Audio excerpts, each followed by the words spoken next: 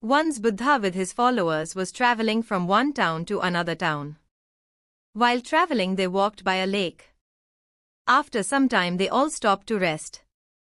After all settled down, one of his disciples asked him, "How can we calm mind when we have disturbing thoughts?"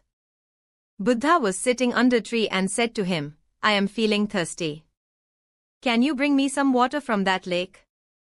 Disciple walked back to lake and noticed that some people were washing clothes. So walked some distance to get clean water and sat there to collect, but as he was going to collect water a bullock cart passed by and water became muddy. Disciple waited, but one or other things were going on there and water was still muddy. So he thought to himself that he can't give such muddy water as it is not fit to drink, so he decided to go back without water. The disciple returned to Buddha and explained, "Master, the water in the lake is muddy and unfit to drink. I waited, but it didn't clear. Should I try another source?" Buddha smiled gently and replied, "Do not worry.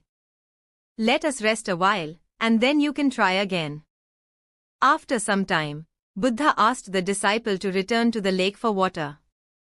When the disciple reached the lake this time, he noticed that the mud had settled, and the water was now clear and calm.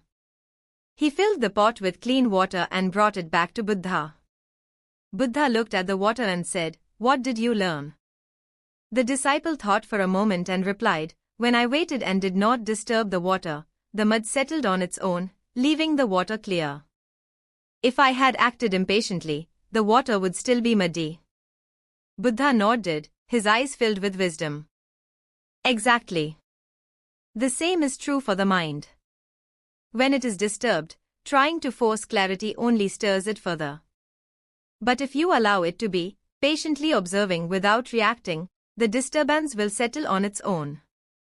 In stillness, clarity emerges.